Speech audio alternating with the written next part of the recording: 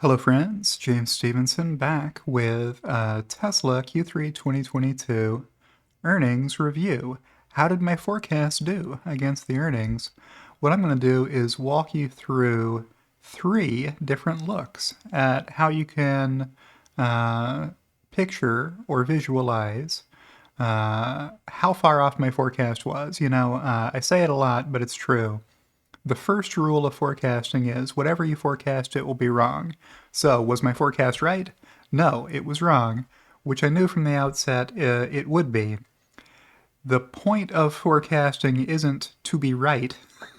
It's uh, it's to set your expectations for what you think is going to happen, and then hopefully learn something when the actuals get reported, and you have something to compare them against. Okay, so having said that, let's check in on Loki. Loki, how are you doing, buddy? Out. He is out like a light, is what he is. Let me just move this a little bit. There. That's probably better.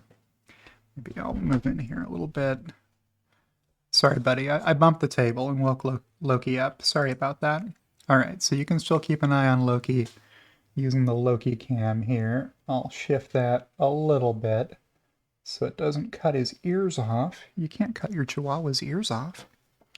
All right, and what you see on my Excel spreadsheet here is that I have pulled up what I had forecast back on October 15th and tweeted out in my 30 tweet forecast thread was all the numbers that you see in this column, column H. And then under as reported on 1019 in column K over here, you can see what the actual numbers were. And we are off and rolling. Check out the automotive revenues. So I forecast 19.8 and we got 18.7. So that was off by $1.1 billion. And that's the largest miss I had. Why does this number get listed first? Well, it's the largest number, right? So Tesla's total revenues for Q3 were actually 21,454 million, and the automotive revenues were 18,692 million of that, right? So all the numbers are small compared to the automotive revenue number, which is why this is the hardest forecast to get very close.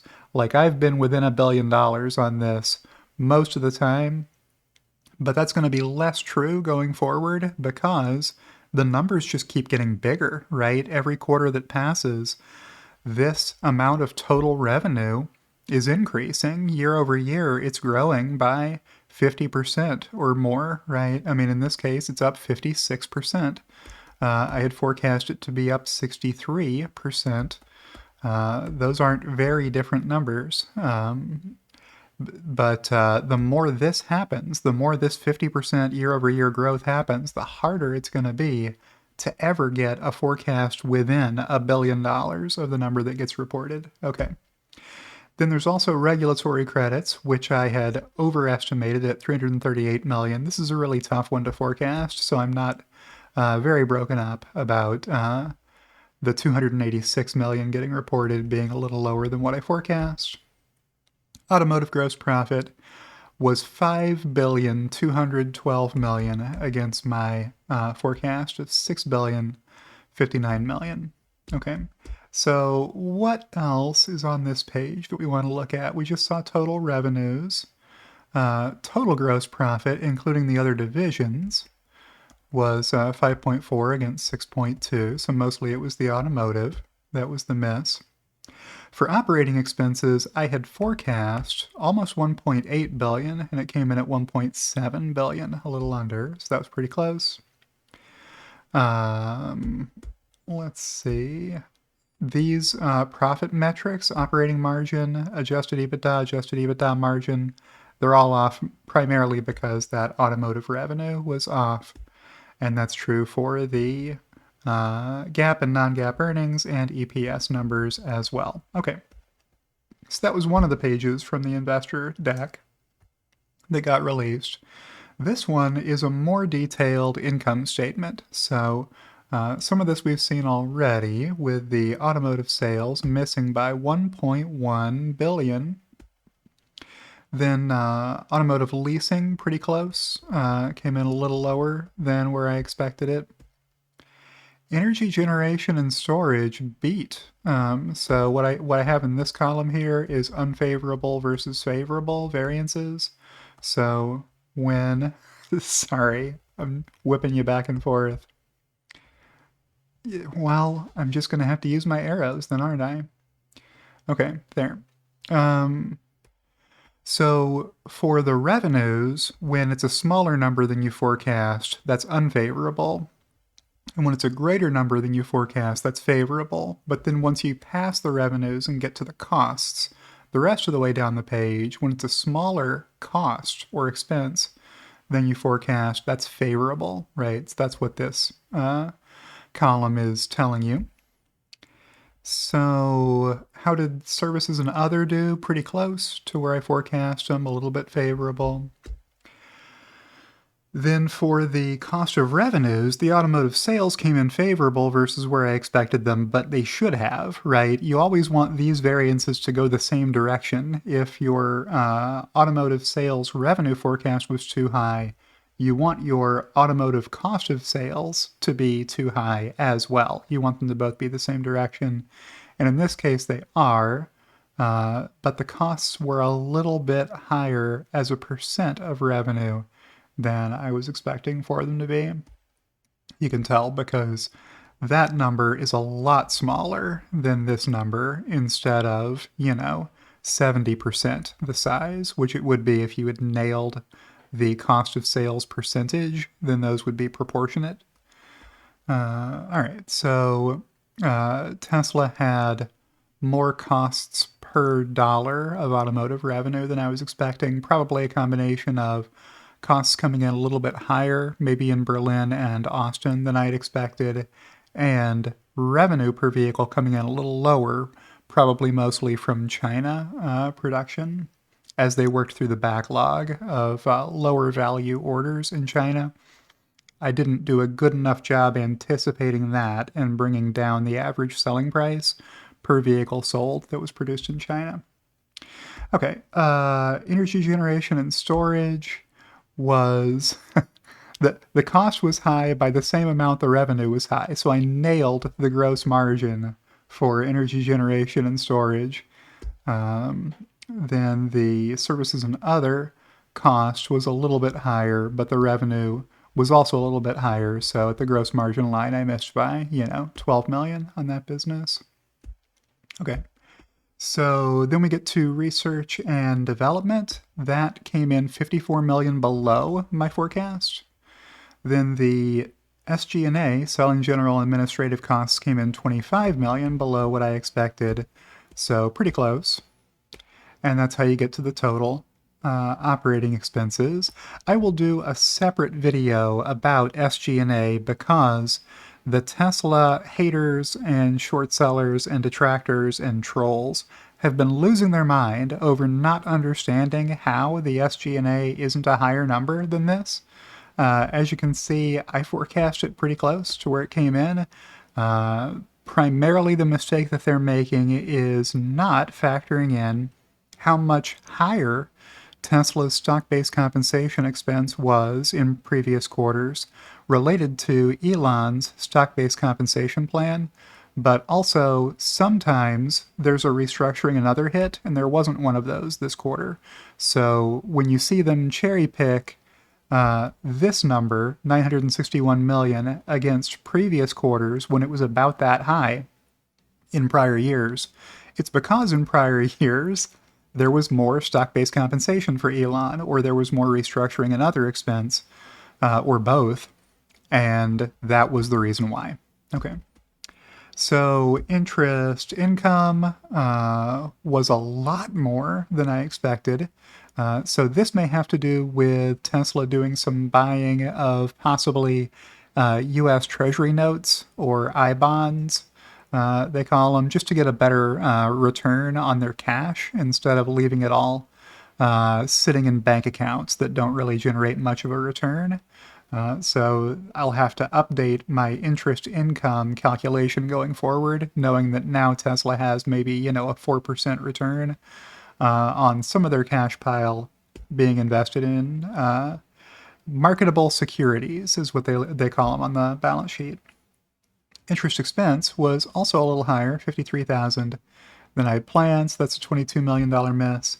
And then other expense income net, I will keep my eyes peeled for the 10Q when it comes out to understand what was in here. I don't know what this $85 million expense is, but I'll be interested to find out. Provision for income taxes came in lower than I was expecting by 64 million, so that was favorable. And if you don't like this presentation, here's the $1.05 worth of basic and 95 cents worth of diluted GAAP earnings per share, which was, 21 cents lower than I expected it to be. Okay, so if you don't like the way this is presented as just numbers in a table, you're in luck, because right now I'm going to switch to showing you this same exact information as a waterfall chart. So here we have a graphic visualization. So on this chart, off to the left and off to the right, I've placed a forecast bar. So you can see this bar is just the same height as this bar. So I've got one on this side and I've got one on this side. So you can see, okay, here's how much I expected Tesla to earn, and this green bar is actually how much non-GAAP earnings they reported. So I forecast $4,441,000,000, and then Tesla reported $3,654,000,000. Well, what were the reasons why my forecast missed? Lucky for you, every single one of these bars in between shows you how much I missed on every income statement line. So we start over here with automotive sales revenue. There's that $1.1 billion miss. So you can see that's almost the entirety of it. Now this amount is offset by this amount, the 265 million here, that's automotive sales cost of sales. So if you take that number, you back this number out of it, you'll get to about 0.8 billion. And guess what? 0.8 billion is about how much I missed in total. So it was really just the automotive sales miss, and everything else combined here netted out to zero because I wasn't consistently missing in the same direction across all these lines. Some of them were high and some of them were low, and by amounts that when summed give you about zero, right? So the net variances remaining, like for example, the energy generation and storage revenue here was 123 million favorable for revenue and 123 million unfavorable for cost of sales, right? So at the gross margin line, I was right on that one, etc. So research and development pretty close, SG&A pretty close, restructuring and other was zero as I forecast it, so that was exactly right.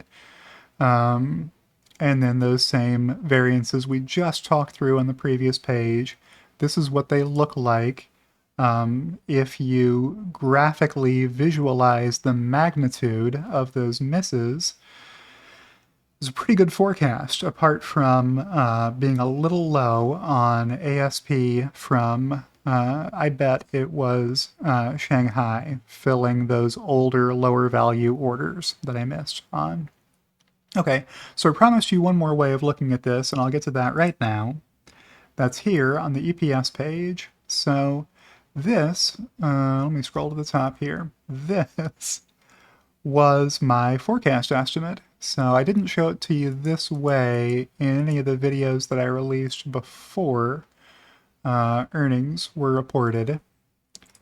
Maybe that's the best way to look at this. Okay, so what I have for you here is everything presented as amount per share. So revenues per share are in this stacked bar chart, and expenses per share are in this stacked bar chart. So what we see here is automotive revenue, which includes leasing and regulatory credits, energy division revenue, and then all other, meaning services and other, and whatever. So this is what I forecast for the revenues per share. And then these expenses per share are showing you, okay, for all other services and other, I was expecting them to spend almost as much per share as they make. So to break even and, maybe do a penny per share better than break even here. This is not how you make tons of money, but the services and other division is not about making tons of money. Then there's the energy division, which I had forecast to make, 3 cents per share on 28 cents per share of revenue with 25 cents per share worth of cost. And then you can see the main profit driver on the page is automotive, where the revenue per share I was forecasting at 567 with the cost per share, the cost of sales for automotive, of $3.90 per share. So the difference between here and here is your opportunity space to be able to make profits. So what's stacked on top of that? It's the non-cost of sales expenses. So research and development, selling, general administrative cost, taxes and other, restructuring and other. And then this purple one here is stock-based compensation. It gets its own little slice here because that's a non-cash expense. So it gets included when you're trying to figure out how much the GAAP earnings were, but it gets excluded when you're trying to figure out how much the non-GAAP earnings were. So I had forecast $1.16 of GAAP EPS, and then $1.27 of adjusted non-GAAP EPS if you add the 11 cents worth of stock-based compensation back to the GAAP EPS forecast. So those combined make $1.27, and that's what these arrows are showing you. Okay, so this was my forecast. Let's go to the bottom and see what the actuals were. Tesla Q3 2022 actual revenues and expenses per diluted share. And I gotta line this up right. So what did we actually get? We got $5.39, 32 cents, 47 cents. I mean, if this looks very similar to what we just saw, that's because it was pretty close in the grand scheme of things, right? This bar was just a little shorter than I thought it would be by about 20 cents. And you can see that here. Sorry, 28 cents. So the automotive revenue of $5.39 was 28 cents lower than I expected it to be. For the energy division, this 32 cents was 4 cents better than I expected. All other revenue of 47 cents was a penny better than I expected. Automotive cost of sales of $3.85 here was 5 cents less than I expected it to be, so I expected $3.90. Then energy division cost of sales 29 cents. This was 4 cents more cost than I thought it would be. And all other cost of sales 46 cents was a penny more than I expected. Research and development was a penny less than I expected. SG&A was, it rounds to 0 cents. It was off by a little bit. And taxes and other came in, at 8 cents instead of the 10 cents that I expected, so that's pretty small. And the sum of all of these, if you combine them, was that non-GAAP EPS came in 22 cents lower than I thought it would. So it wasn't $1.27, it was $1.05. The stock-based compensation came in right where I expected it to be, and the GAAP EPS was, lower by the same, 22 cents versus what I expected. So that is your update on how my forecast did. Let's check back in with Loki. Loki, what's going on, buddy? Out. He's out like a light. And with that, I will say, if you've enjoyed today's video, click the like button. If you're not subscribed to my channel, you could go ahead and subscribe to my channel. It's free to do either of those things, and you get updates. And check out the links in my video description if you want to support my channel. And I would like to thank my executive producer, Kathy Kitchler, for her support. And I'll see you in the next one.